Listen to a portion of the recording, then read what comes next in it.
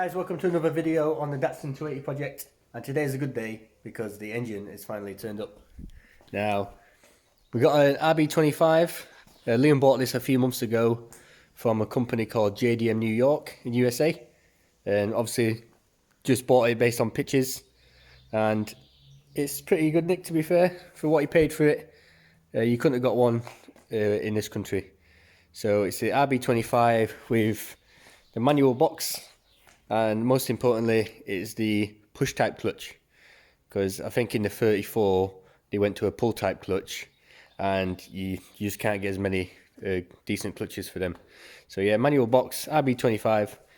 We've got a few things to tidy up already because nobody likes this intake that comes over the top, and also we're going to run a top mount turbo on it. So if we go next door, Jack's actually got a 33 in here that he's just pretty much finished.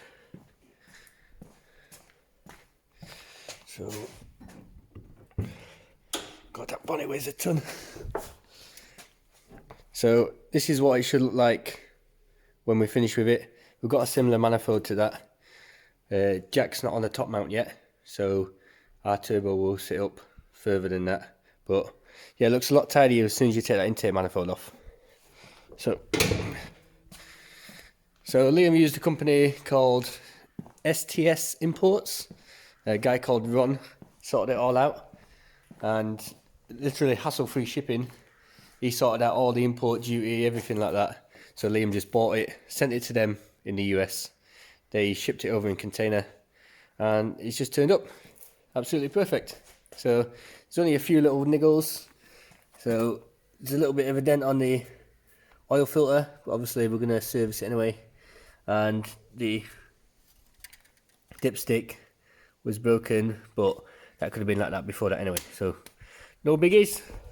So what we'll do now is get it on the engine crane, probably take the gearbox off, and then put it on an engine stand, so then we can start taking the intake and the turbo off and putting these little goodies on it.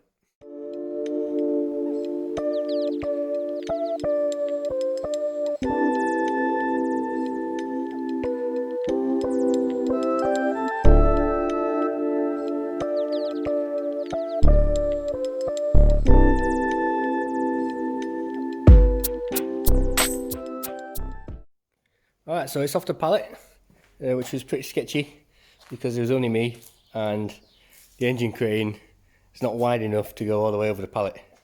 So I sort of had to drag it a little bit, then pick it up. But it's on just two tyres now.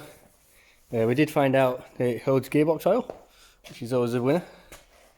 We're just going to pull the gearbox off now, and then hopefully we have got long enough bolts to bolt the engine onto the engine stand. Otherwise we're going to have to wait till tomorrow and get some bolts.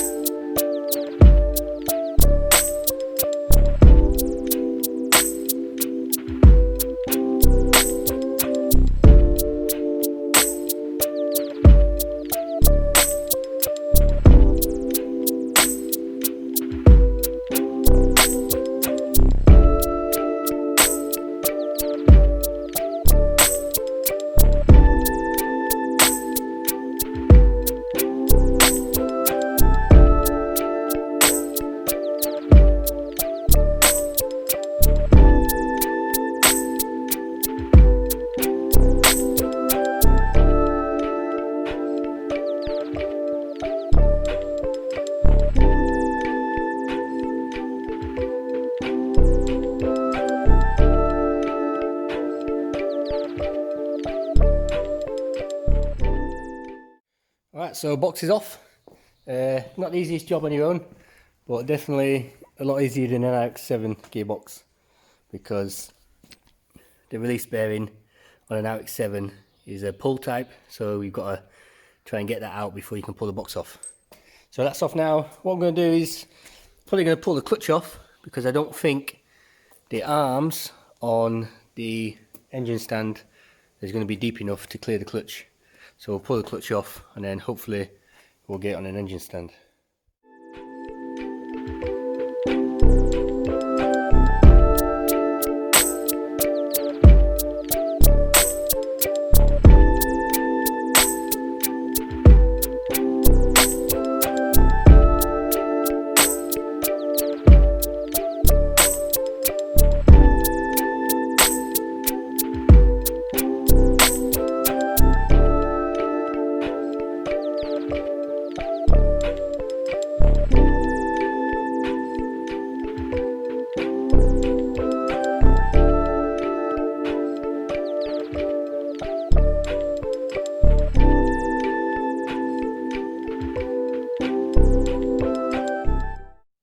Okay, so I pulled the flywheel off because it was getting in the way, which is not a big deal anyway, because we're probably going to do the main seal.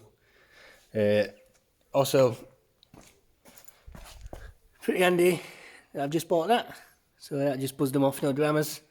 I can't put it on the stand tonight because the bolts I've only got 2 that are long enough, and I don't want to leave this big old thing on 2 bolts. So that's going to be it for tonight. I will go get 2 more bolts in the morning and we'll bolt it to the stand. Good morning. So no luck getting bolts. Coronavirus still around. Bolt shop is shut. So we've ordered them off eBay. Well, we'll probably leave this video here because we've got to wait for them anyway.